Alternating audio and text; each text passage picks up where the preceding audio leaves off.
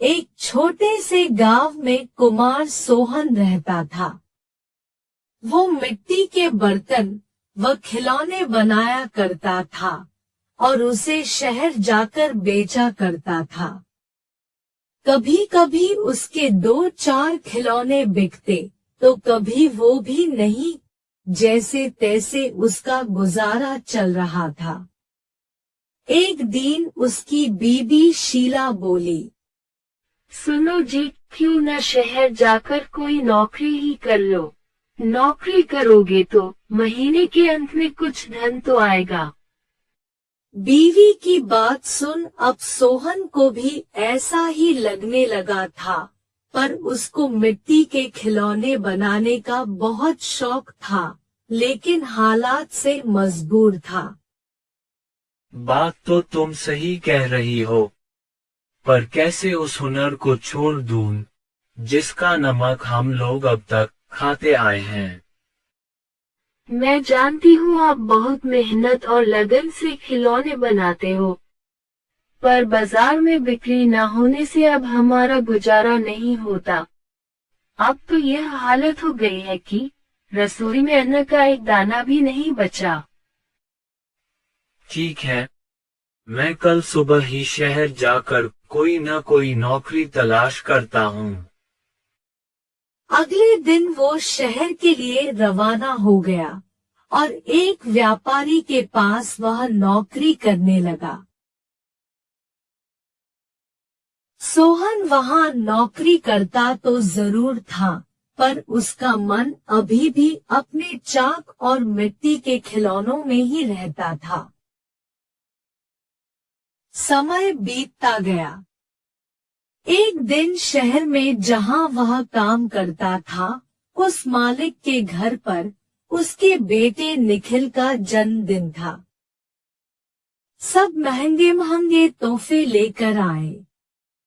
सोहन ने सोचा, क्यों ना मैं मिट्टी का खिलौना बनाऊं और बच्चे के लिए लेकर जाऊं।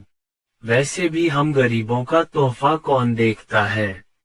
यह सोचकर वह मिट्टी का खिलौना बनाया और बनाकर जन्मदिन पर ले गया। जब दावत खत्म हुई तो निखिल की नजर उस मिट्टी के खिलौने पर पड़ी।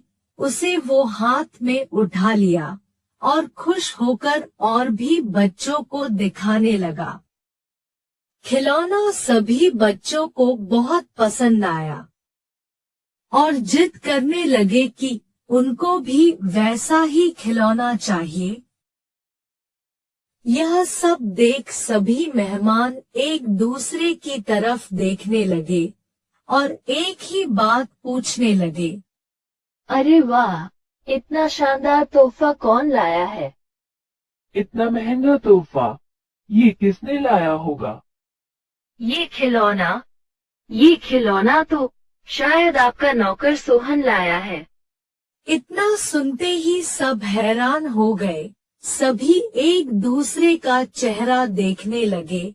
तभी मालिक बोला, सोहन तो बहुत गरीब है, इतना महंगा खिलौना कहाँ से ला सकता है? हाँ, मैंने देखा है, ये खिलौना सोहन ही लाया है। ठीक है, सोहन को बुलाओ, उससे पूछो कि ये खिलौना वह कहाँ से खरीदा है। वहाँ सोहन आता है और सब उसी के तरफ देखते हैं।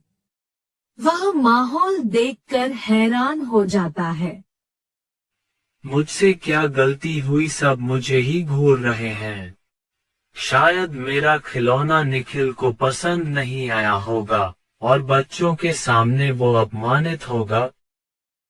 कोई बात नहीं, मैं माफी मांग लूंगा।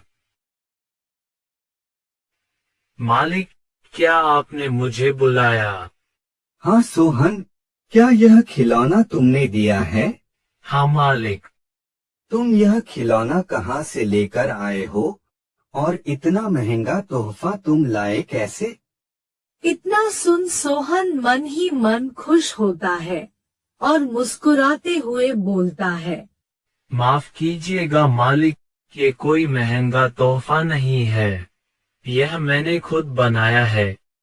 गांव में यही खिलौना बनाकर मैं अपने परिवार का गुजारा करता था, लेकिन इससे अब घर नहीं चलता, इसलिए आपके यहाँ नौकरी करने आया हूँ।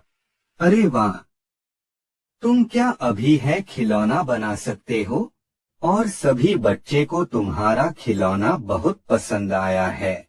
इन्हें भी ऐसा ही खिलौना चाहिए। सोहन खुश होकर बोला। हाँ मालिक, बिल्कुल बना सकता हूँ। जब कल मैं आऊँगा तो खिलौना बना कर लेते आऊँगा। अगले दिन सोहन ने शानदार रंग बिरंगे खिलौने बना कर दिए। यह देख मालिक ने सोचा, क्यों ना मैं खिलौने का भी व्यापार करूं। वह अपने बीवी से बोला, सुनीता, सोहन खिलौना बहुत अच्छा बनाता है। उसे खिलौना बनवाकर शहर में उसका भी व्यापार कर लें। उसे सोहन को उसके मनपसंद का काम भी मिल जाएगा और उससे अच्छी